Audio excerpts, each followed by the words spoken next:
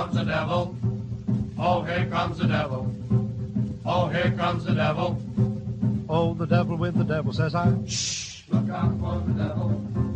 Look out for the devil. Look out for the devil. Oh, the devil with the devil, says I. You're so afraid of old man Satan, now why don't you stop your hesitating? You're gonna be a long time dead, so the devil with the devil, says I. You're always giving me the dickens, telling me that life's no easy pickings. But just as long as I have fun, why, the devil with the devil, says I. You can have your social teas and bingo for your fun, but the things I like to do, you stop me one by one. Now even if you make me stronger, that ain't gonna make me live no longer. So even if I go to shh, the devil with the devil, says I. Look out for the devil, look out for the devil. Oh, the devil with the devil, says I.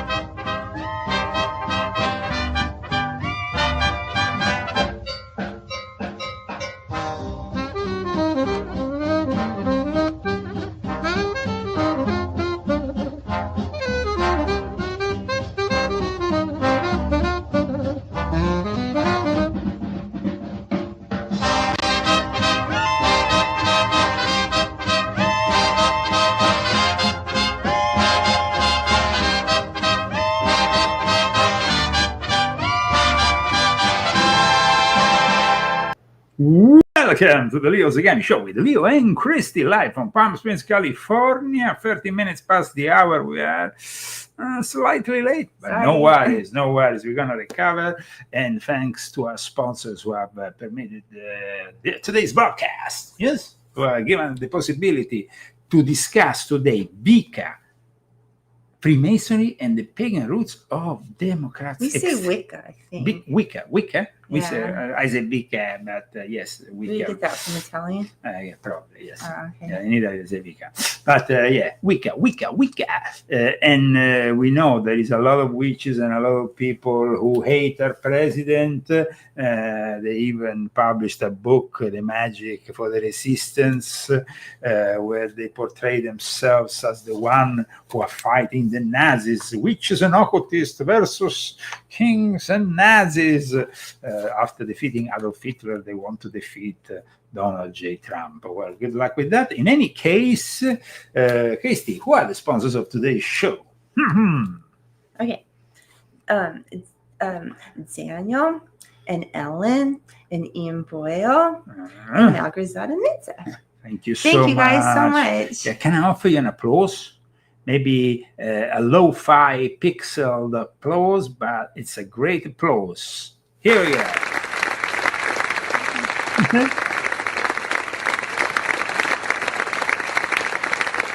bad. You're up there with you, Jared Gardner.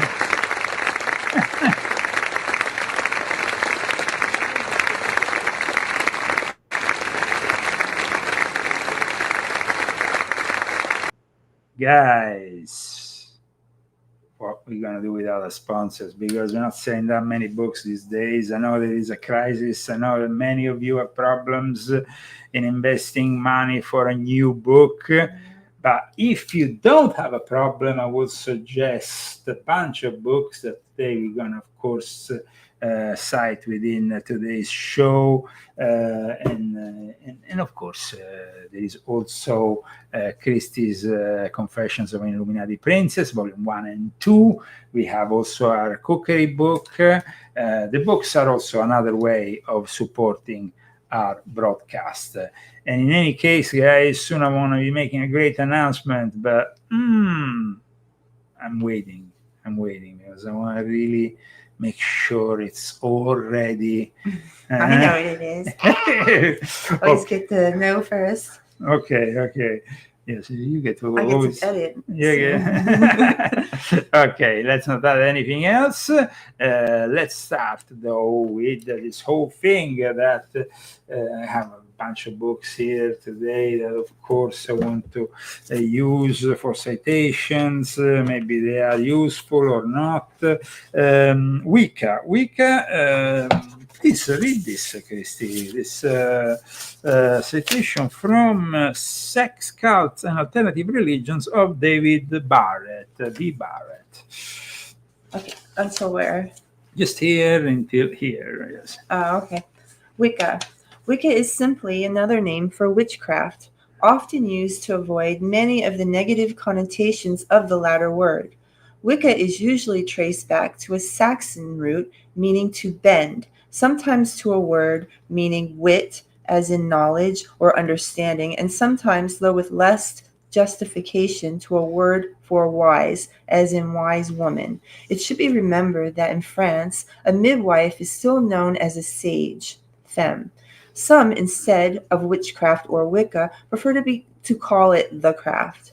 The term witchcraft covers a wide range of things. A news story in 1995 reported that over 100 women had recently been burnt to death, often with a petrol-soaked tire around their necks. In the Transvaal in South Africa, they had been accused by neighbors of being witches. It has been suggested that in the famous Old Testament injunction, "Thou shalt not suffer a witch to live," Exodus 22:18, the word witch might be better translated one who poisons well, which would make some sense for nomadic people living in the desert.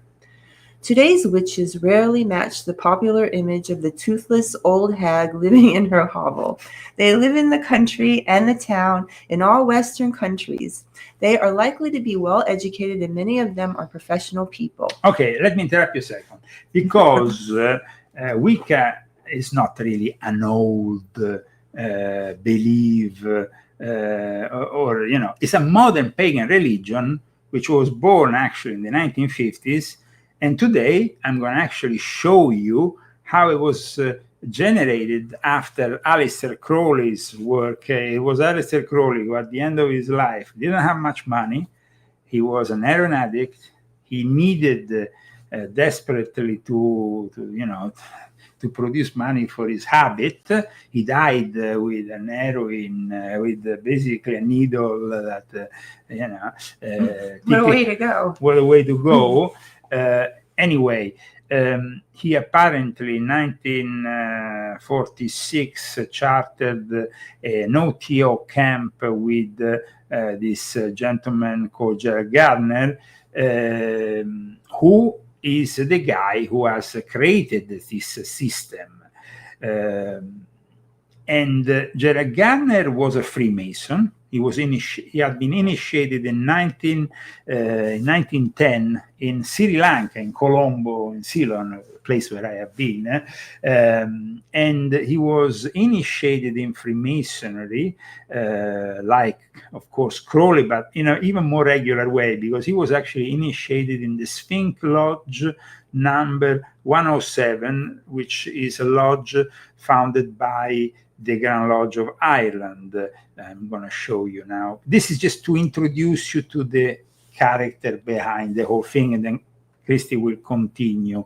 Sphinx Lodge number 107, year of warrant 1861, meets at the Victoria Masonic Temple, Galface, Colombo, 03, Sri Lanka, on the fourth Monday of each month, still to this day.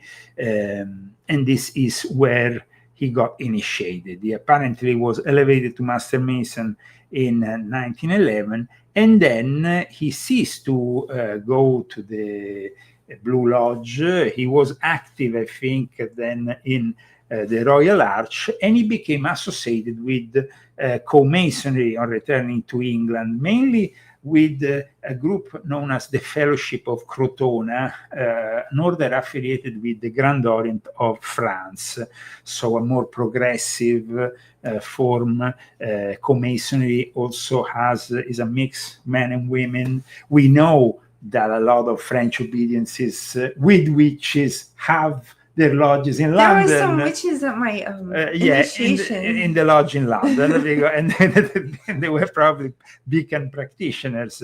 Now, he joined this fellowship, and then after moving to the Dorset area in 1939, he reportedly met the members of a new Forest Coven, a group, though, that introduced him allegedly to the ancient forms of pagan ritualism and witchcraft.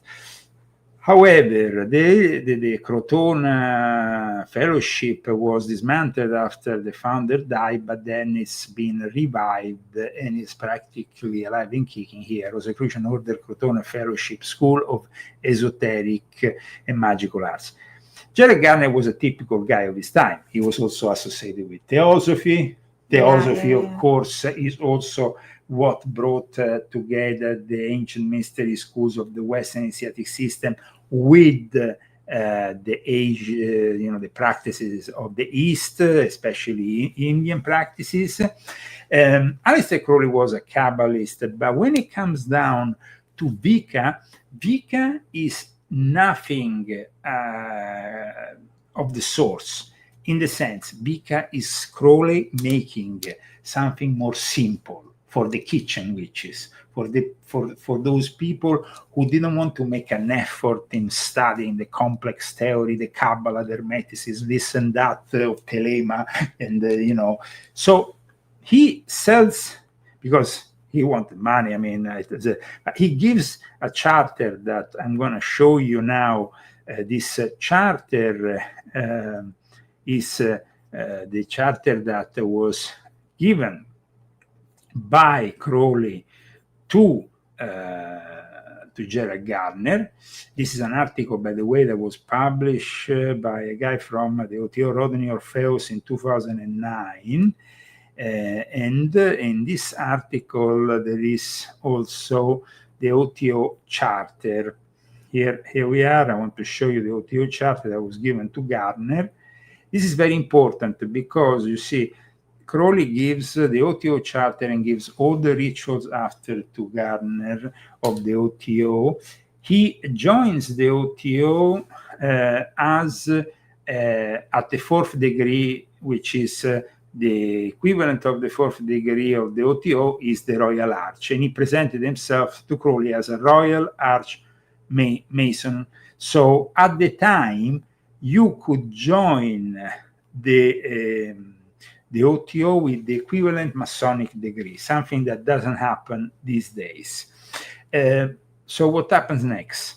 Crowley dies in December 1947, but in the meantime, Gerald Gardner receives from Crowley also some rituals, some material that eventually would become the basis for what would be later called the Book of Shadows.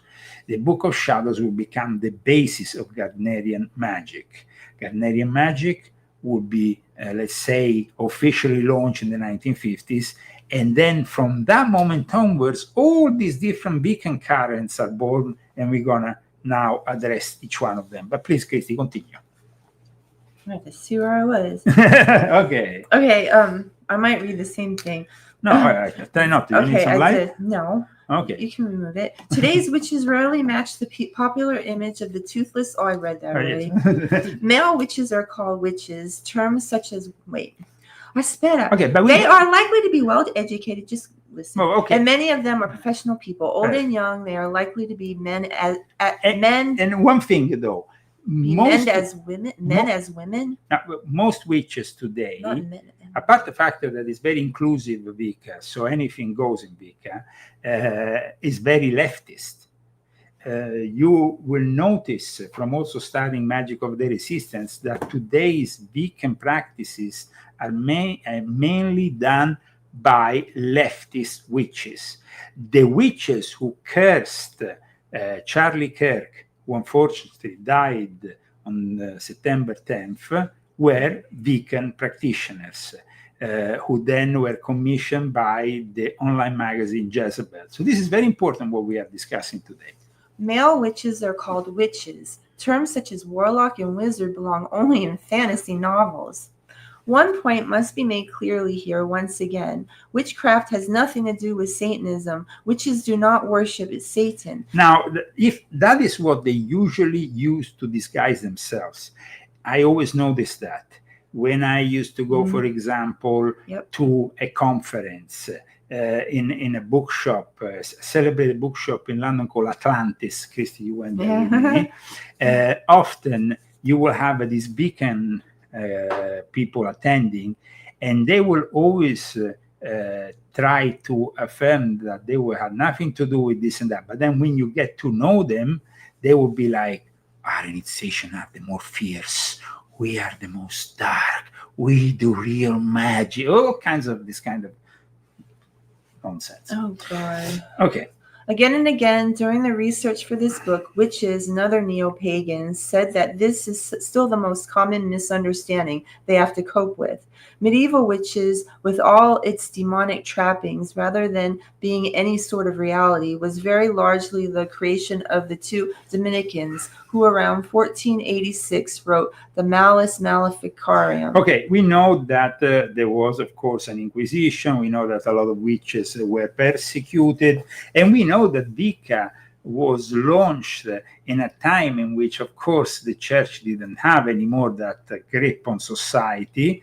And of course, at that point, we know that we are in the 1960s. By the time Gardner dies in 1964, anything goes. The Beatles, the hippies are arriving, and then in the second half of the 60s, all hell breaks loose. So things have changed very much. But please, let's talk about the recent beginnings, because Gardner based his work on some previous work from Dr. Margaret Murray in particular. Okay. Dr. Margaret Murray. Please, read from the beginning. Okay. The recent beginnings. To some extent, modern witchcraft is the creation of a retired British civil servant, Gerald Gardner. Before him, however, providing at the time the powerful backings of academic study, came the anthropologist Dr. Margaret Murray. Murray argued persuasively in The Witch Cult in Western Europe, 1921, and The God of the Witches, 1931, that the medieval witches didn't worship the devil, but were followers of an old pre-Christian pagan religion, which appears to be the ancient religion of Western Europe. Murray called this worship Diane, after the goddess Diana. Dianism. Okay. Yeah, there is actually various branches of Wicca. Now, we will try to discuss most of them, but it will be almost impossible to discuss all of them. The most known ones, of course, is the central one, the key one, the originator, Gardnerian Wicca. Then you have Alexandrian Wicca. Then you have Blue Star Wicca. Then you have Celtic Wicca. Then you have Dianic Wicca, sorry.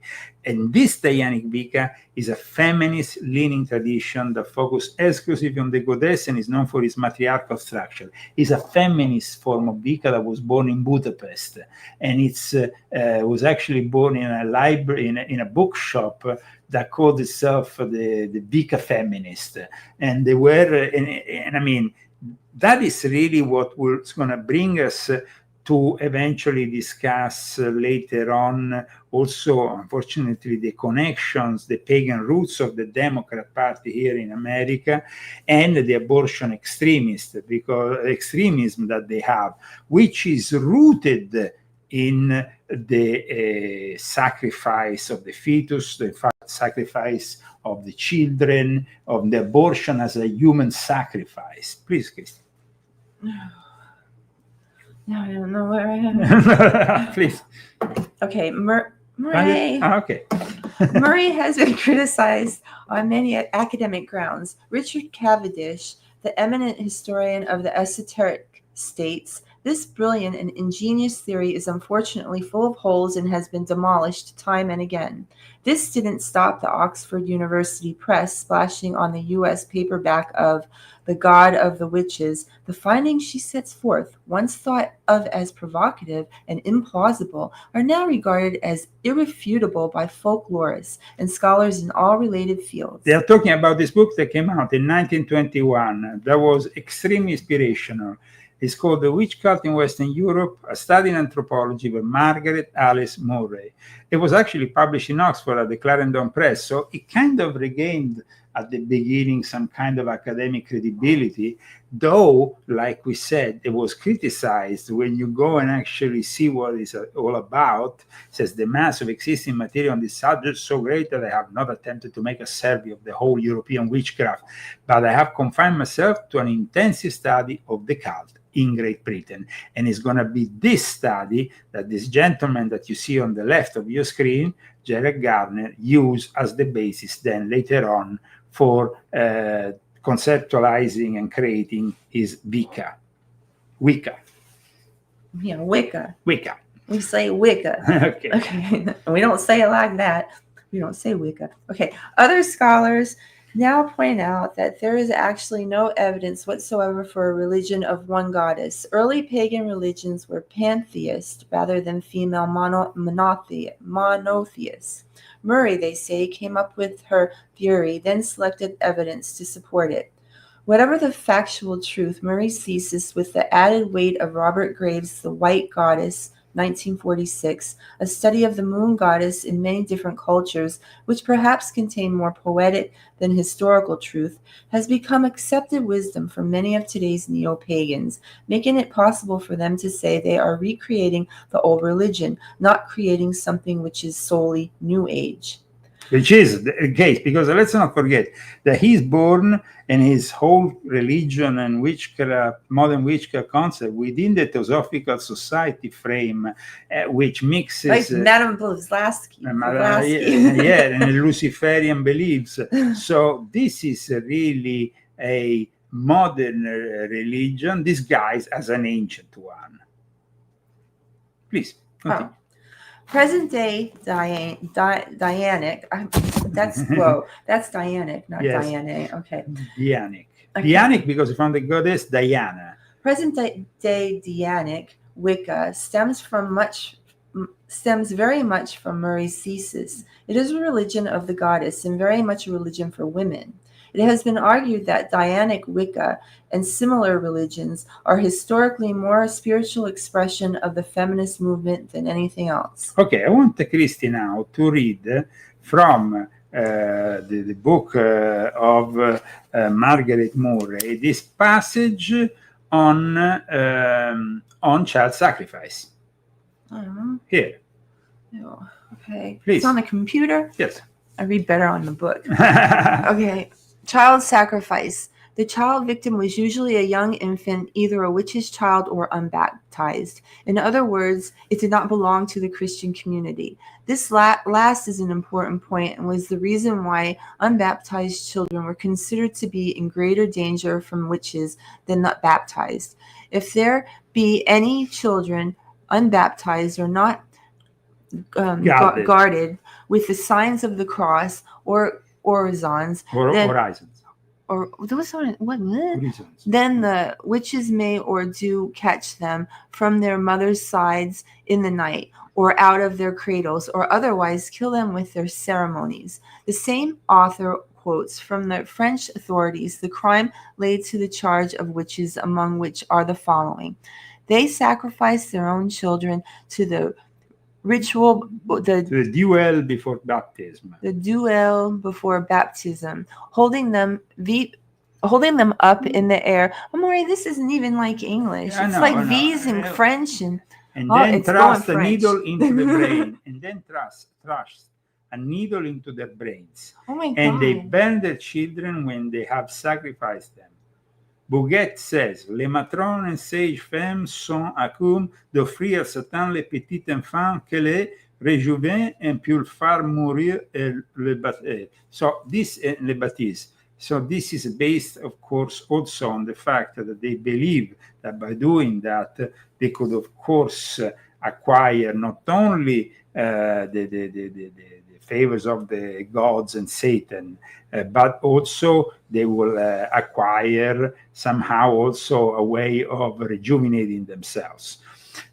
This, of course, is just one of the many citations from the book that then will inspire that guy we have been discussing until now, the guy who will go and make a deal with 666 himself, Aleister Crowley. When he presents himself to Crowley as a Royal Archmason, Gardner, in his first meeting, then will be able to affiliate to the OTO directly in that way. And Gardner was elevated to the fourth of the OTO sometime during his contact with Crowley in May, I think of 1946. So I mean, or at least in the middle of the 40s.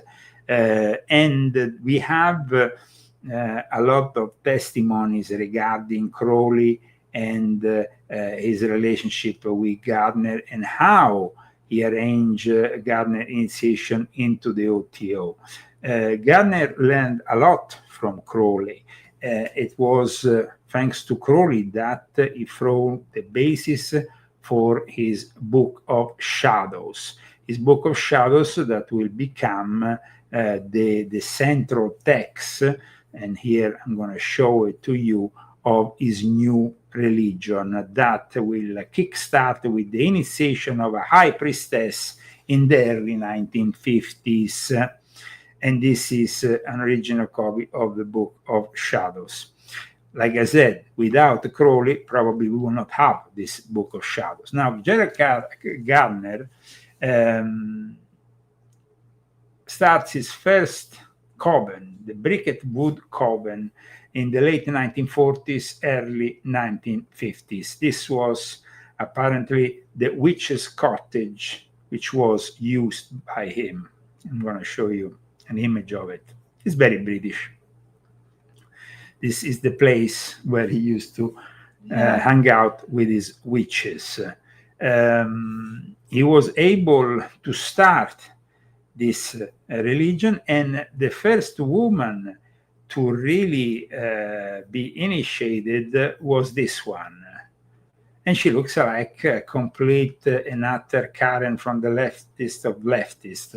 No, they have a look. I mean, they have a specific look, these witches of the Democratic Party, of the Democratic Party.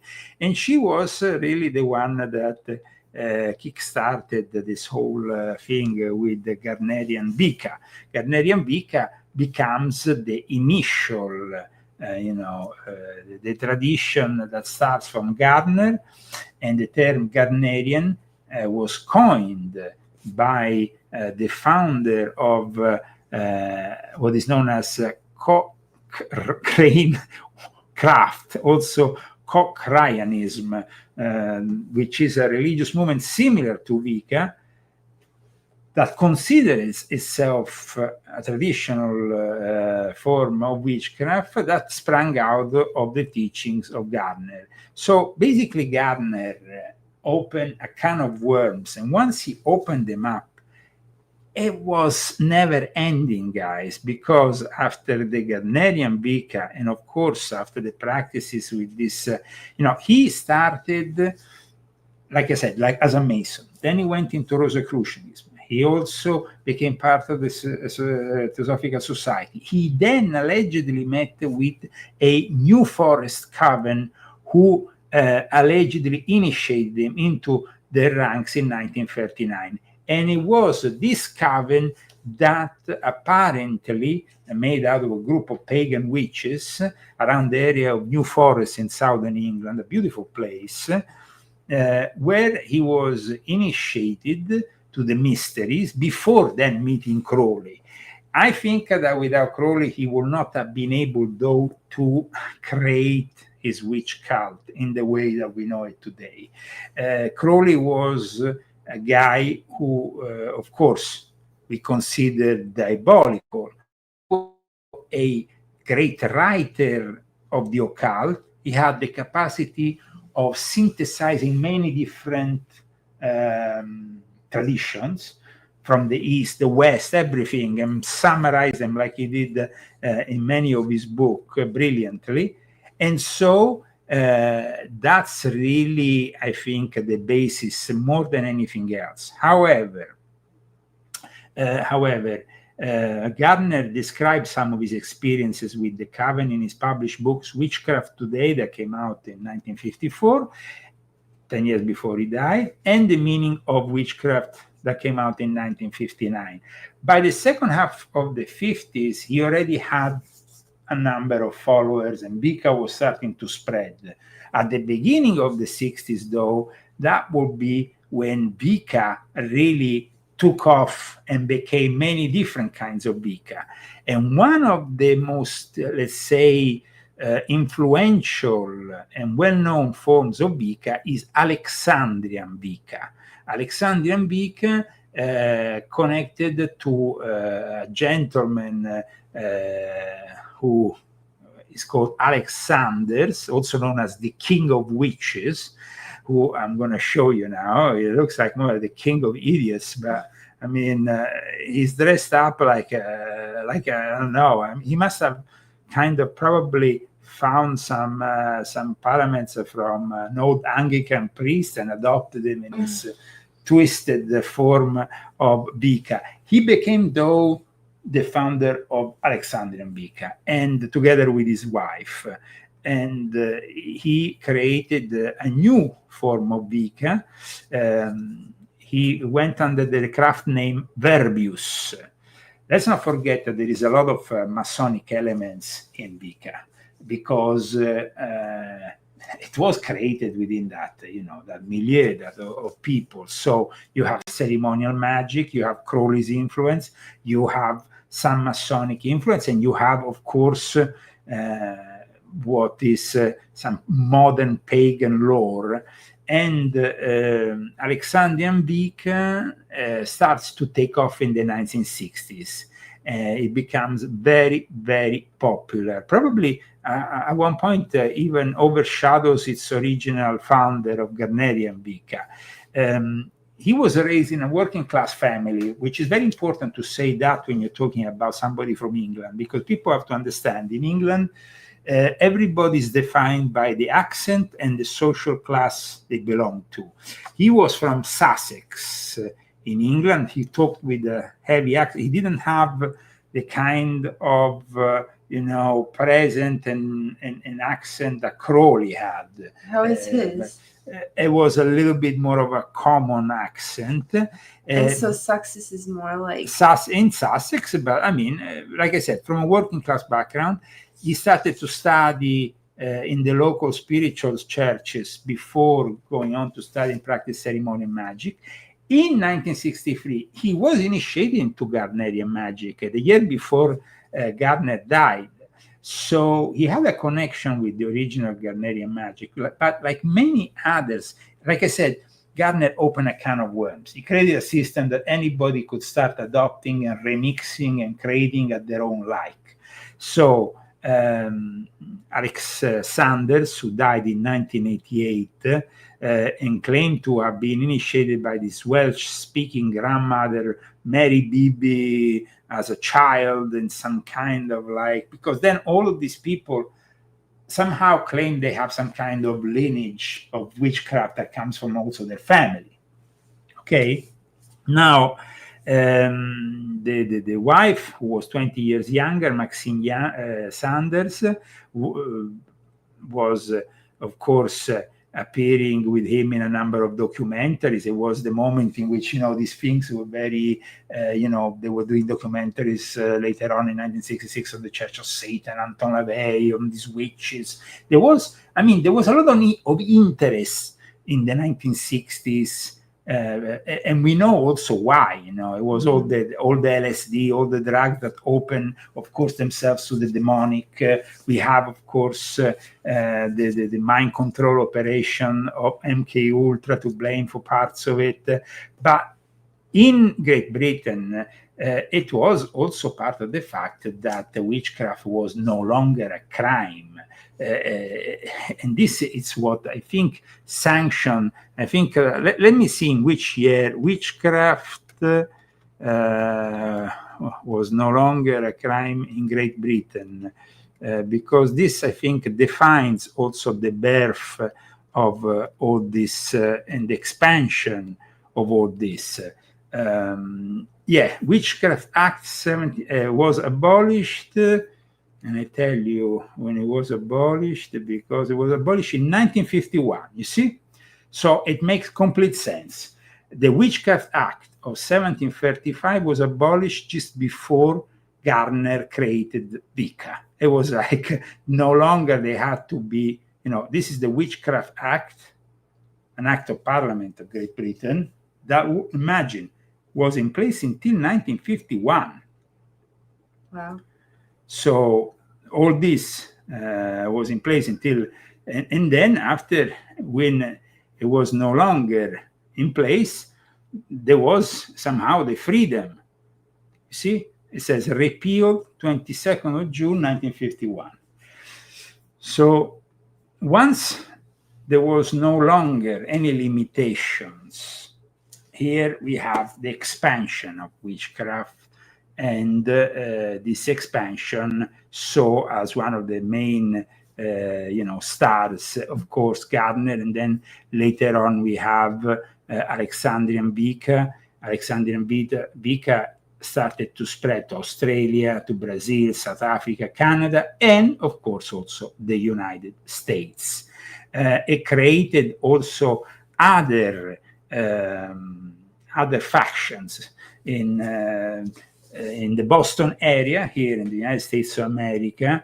A family who was directly involved with the Alexandrian Wicca coven, and who had directly downline from Coven Chitonognoi. I don't know how you spell it. I don't know. It's really difficult to spell. You can find it if you want yourself here on Wikipedia, but it's really difficult to spell.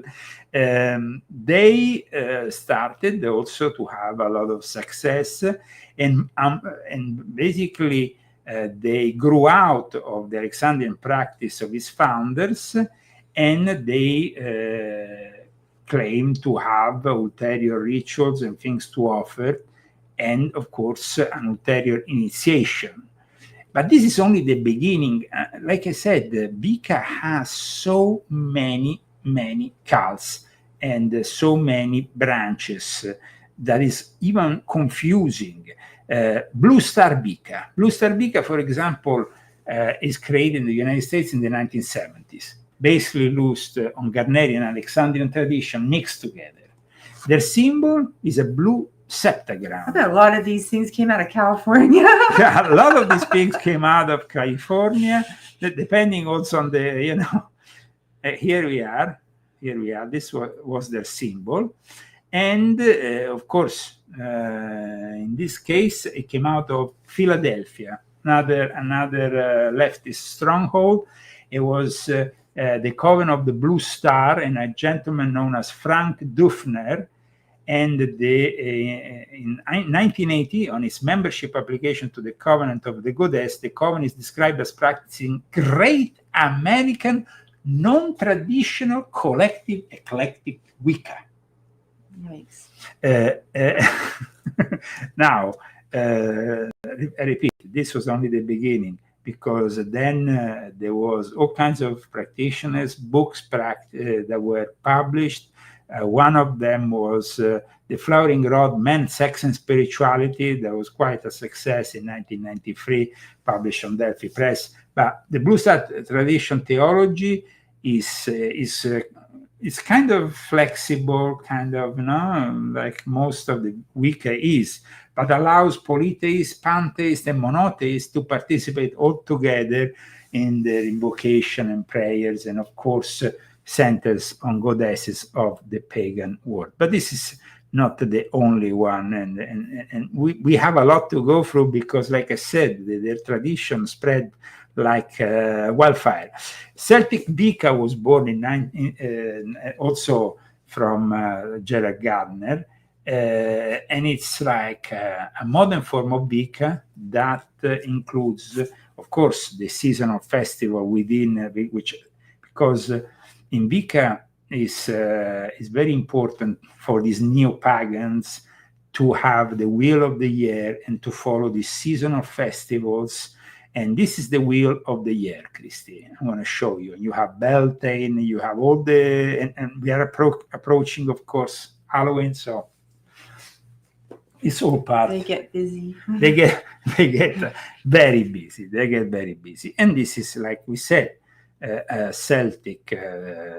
And then you have Dianic Wicca. And Dianic Wicca, like I said, Dianic Wicca is dedicated to the goddess. It was founded in the United States by somebody known as Susanna Budapest, who apparently, with a tradition named after the Roman goddess Diana, and it somehow originated in Budapest, and then it came to the United States. No?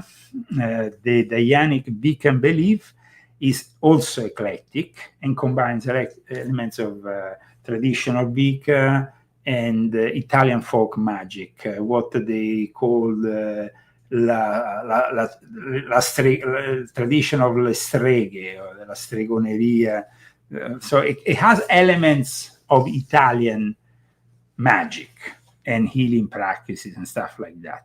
The Budapest thing I never understood, but it is apparently connected to this feminist in Budapest. However, I mean, it's a complete leftist crazy thing in which they practice, of course, what they say is the healing from the wounds of patriarchy, you know, because they're feminist and they're being wounded by the man.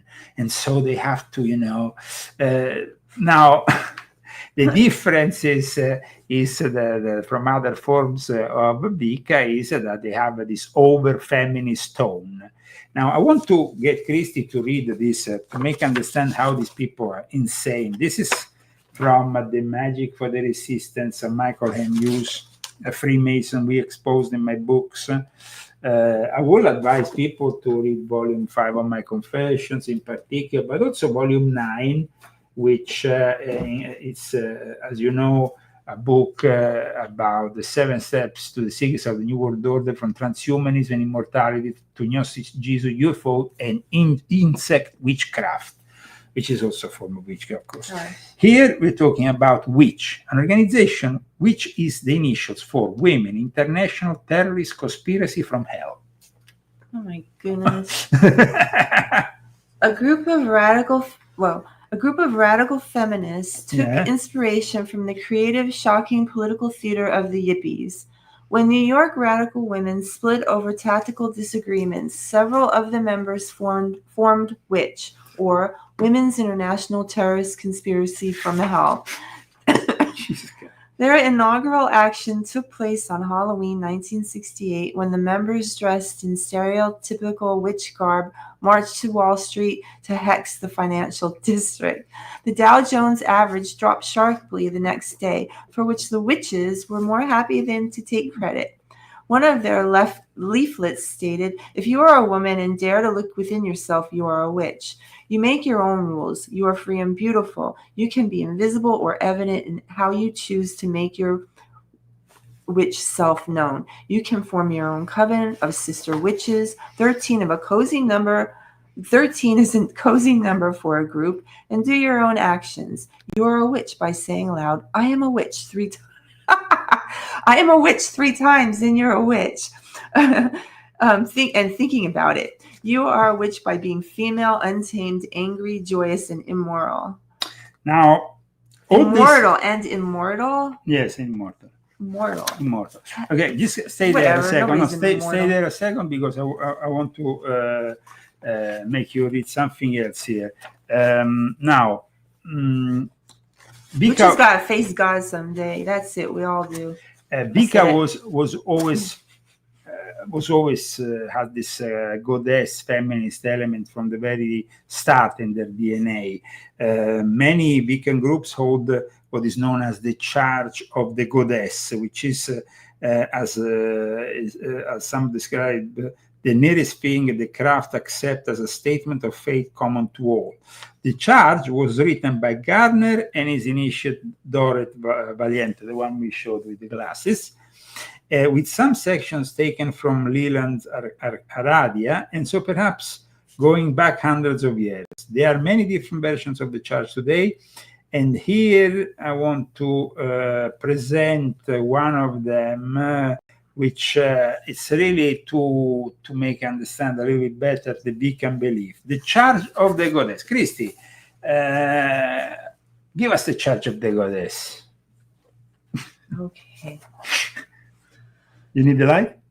Okay, why not? Listen to the words of the Great Mother, who of old was called Artemis, Astarte, Athene, Dion, Melusine, Aphrodite, Saradwin, Diana, Erenthod, Isis, Brigd, I'm probably saying these wrong, and many other names. You will be kicked out of a coven, Christy. Whenever ye have need of anything, once in the month, and better to be when the moon is full. This is weird English. Mm-hmm. Then shall ye assemble in some secret place and adore the spirit of who am Queen of all witches. It's weird English. Ooh, Queen of all witches. Yes. Now let's not forget why it's weird English. Gardner was still in the vein of Crowley's English. Oh my God! Is he going to talk disgusting soon? No, that kind of English, Victorian, yeah. a little bit, was still using that kind of formula. And ye shall be free from slavery, and as a sign that ye be really free, ye shall be naked in your rights, and ye shall dance, sing, feast, make music, and love all in my praise. For mine is the ecstasy of the spirit, and mine also is the joy on earth. For my law is love unto all beings. Keep pure your highest ideal. Strive ever towards it. Let not stop you, turn you aside, for mine is the secret door which opens upon the door of youth, and mine is the cup of the wine of life, and the cauldron of Cerwaldwin, which is the holy grail of immortality. I am the gracious goddess who gives the gift of joy. Don't you see a lot of similarities with Crowley? I don't know Crowley at all, darling. I've never read anything. You studied the Israeli God, you studied other. Yeah, but I was just doing research. Okay, but you studied the unfortunate. You find some similarities here. Just the goddess thing. Okay. Nor do I demand sacrifices, for behold, I am the mother of all living, and my love is poured out upon the earth. I am the beauty of the green earth, and the white moon among the stars, and the mystery of the waters, and the desire of the heart of man. This isn't like a ritual, isn't it? Like manifestation of some donkeys. The charge is. It's not like bad. It's bad, but do I have to read? Is it no? Bad But if we go here in the end, it says, "Thou wilt never find this without." That sounds like that is very close. Thou wilt never find it without. So it's like that sounds like him. So there is a very, very strong element of Crowley, and this in fact is confirmed also by people, academics, historians, who of course have made the research based on what we are saying today. Like I said, these people have generated a number of Wicca movements, but let's not forget that they have also been involved in politics. The Dianic Wicca developed from the women liberation movement, and some covens traditionally compare themselves with radical feminism. Dianics prides themselves on the inclusion of lesbians and bisexual members in the group and leadership. It is a goal within the many covens to explore female sexuality and sexuality essentially outside of male control, and many rituals function to affirm lesbian sexuality, so making it a popular tradition for lesbians and bisexuals. So when, for example, me and Christy went here to the local libraries and we saw certain books, Christy, do you remember what kind of books? That wasn't a library, that was a bookstore. Yeah, we went to both here in Palm Springs. And then we went also to that mall in which there was a bookstore with titles, which were, and the titles, how were the titles? They were outrageous. All this kind of stuff that queers for witches, I don't know, stuff like that. Rainbow love and witches, and I mean all kinds of magic, because definitely Wicca becomes eclectic. It is not a single tradition, but a broad term for people who also practice it not only in a coven situation, but also in a solitary situation. So you have, aside from all the other currents of Wicca, you have a large number of Wiccans who do not exclusively follow any single tradition or even are initiated into a single tradition, but are practitioners somehow. And there is a lot of them in the left. In contrast to the British traditional Wiccans, these other kind of Wiccans, like I said, experiment also all forms. And I have myself, when I was in the OTO, I noticed that the heads of these Wiccan convents, they were all people like Nikolai de Matos Fritzford, or very experienced people within the OTO or other secret societies, Freemasons, who use those witches' coven to empower their acts of magic, and to create an egregore that they could use also in their black magical operations. So I hope that today people have realized the fact that Wicca is not just something innocent. There is something else. There is also another tradition known as sex Wicca. This mixes element of Anglo-Saxon paganism. It was created by a guy called Raymond Buckland in the 1973, who came, of course, from Gardnerian Wicca, and then mixed these elements of Anglo-Saxon paganism and created this new form of Wicca. And this is the cover of the founding text, the complete book of Saxon witchcraft. So, I mean, it's really, it's a never-expanding word, the word of Wicca. And you have, like I said, in Anglo-Saxon, in the sixth Wicca, you have the use of runes. I noticed that is also contemplated, especially in Scandinavia. A lot of Wiccans were using that. So you have, and then politically, you see, let me show you something. This is an article from the Biden era, from the Hill, 2022. Shows, of course, one of the monsters of the Democratic Party. In any case, the interesting thing regarding the Democrats' position on abortion is the please read, Christy, because this is very interesting.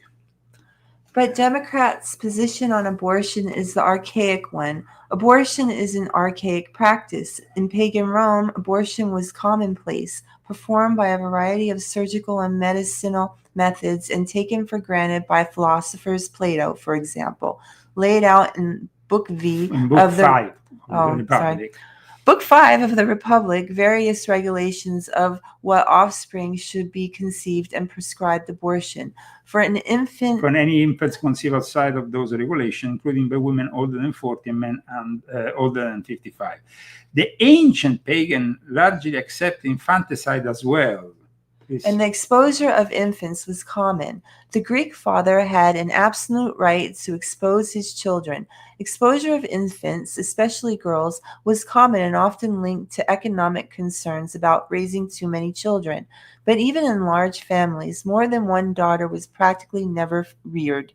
Termination of female infants was so common as to contribute to a dramatically skewed sex ratio, estimated at 131 males per 100 females in the city of Rome, and 140 males per 100 females in Italy, Asia Minor, and North Africa. Now, this archaic willingness to dispose of infants fits into a broader callousness towards human life. Callousness, yeah. In any case, the fact that the Democrats support abortion, it's also linking them somehow to the pagan practices of abortion. So there is this whole discussion that emanates here. And it says also from its earliest days, the Christian Church rejected abortion in infanticides based on recognition of the intrinsic values of infants. But like I said, the pagan roots of Democrats' abortion extremism are there. And Wicca is celebrating all those leftist tendencies, from feminism to abortion to all these things. So I think that today we have understood how these people created something out of thin air, literally, because Wicca didn't exist until they abolished that law that prohibited witchcraft in Great Britain in 1951. And then, of course, there is always the involvement of Aleister Crowley somehow. Yeah, the all beast, the evil. and all the evil. The beast of the apocalypse is there to somehow give the basis for the development of this whole project. And it seems like he actually comes in at the right time, because he died in December 1947, but he manages to give his, all this knowledge that he had, ceremonial, magical knowledge, to this guy, Gardner, who then makes use of it. So what have you learned today from this show, Christy? I mean, it is, of course, something that we have discussed in the past, witchcraft, the influence of witchcraft. I didn't know there was so many branches of it. So, but I wanted to add that I think that a lot of young people, they're misinformed because, when you actually because when I did a lot of research in Freemasonry too. I'm not a Freemason if you've just joined this show, and I don't do any of this stuff. But you became a Freemason, and then I'm not a Freemason. Well, but you became a Freemason. Where are you initiated because a Freemason will tell you, did you get initiated? Then even if you are no longer an active Freemason, you still had the experience. Is it like once a Freemason, always Freemason? Well, that's what I don't want to be one. Well, in any case, you went through the experience, and you saw, and you actually saw those witches, and they're mean. But anyway, okay. And you had also witches are always really mean. You had experiences with witches also in other groups, and you had also negative experiences. So that's important because you actually had the possibility of having direct experience. But I was going to say that these young people, they go on the internet and they if you just read off of the internet stuff about Wicca, it just says that they worship nature and there's white witches, and they have their crystals, and they form the energy circles, and they try to bring. I mean, I've heard it. I don't think that's Wicca though. But I mean, I don't know anything about this. I don't. So but that is Wicca. I mean, that is Wicca. Well, yeah, that kind of thing, but it to people that don't understand, it might seem very, I don't know, just very innocent.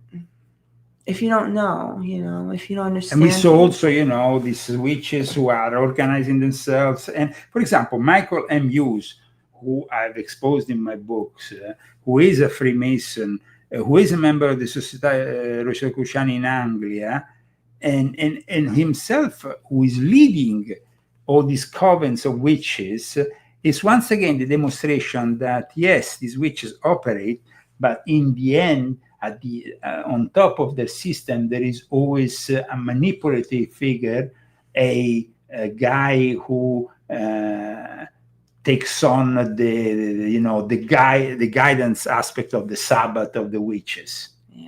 And it's like the witch doctor of the situation, the guy who is in charge of all these witches. And in fact, the fact that the witches they did all these rituals to bind Donald J. Trump. I mean, and what they did with Charlie Kirk.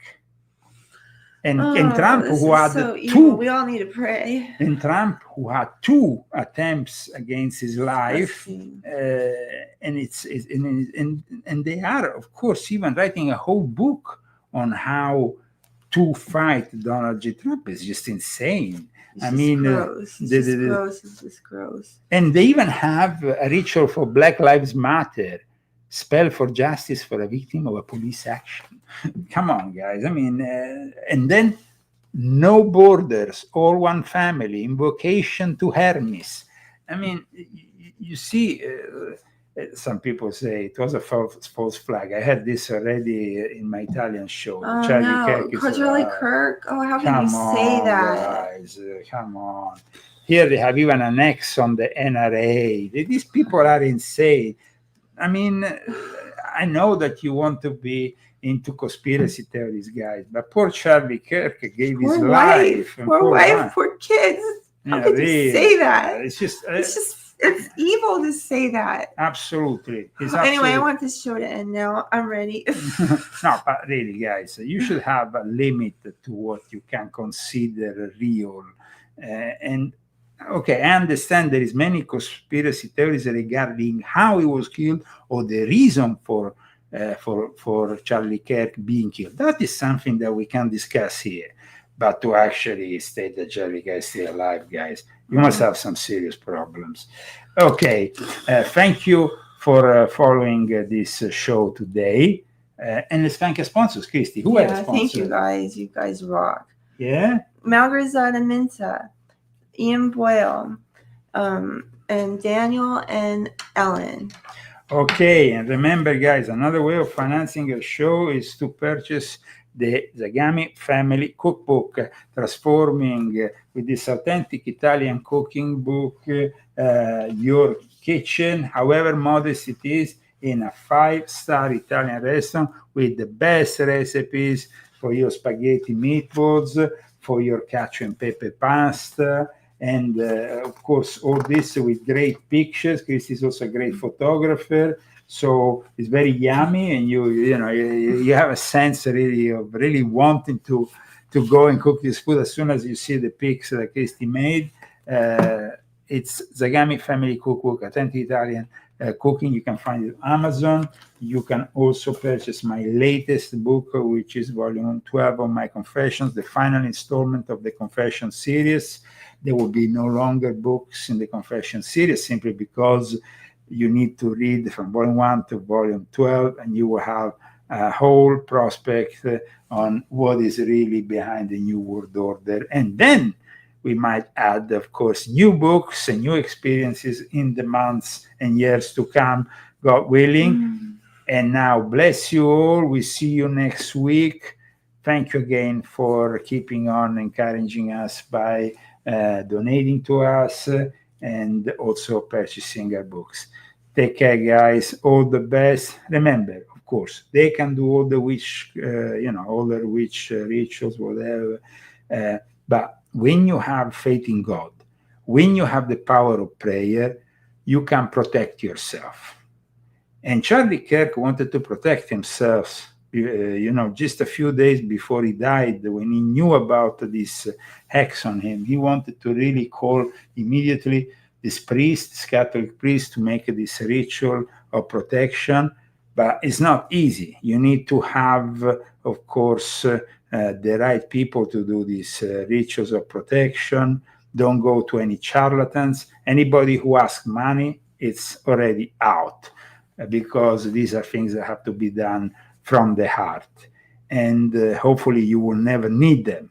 You will never receive an hex or curse in your life, like our dear Charlie Kirk. God bless you all, and we see you next week. Of course, if we will receive more than a certain number of donations, we will also offer you additional shows during the week. And now, Vincenzo Viceversa, Medioevo! In that time, our world has taken so many steps in the wrong. If you like the show, please put like, subscribe to all our channels, and share this video and talk about our work to your friends and family so we can expand. In the negative utopia, science, technology, social organization, dehumanization. In the negative utopia, science, technology, social organization.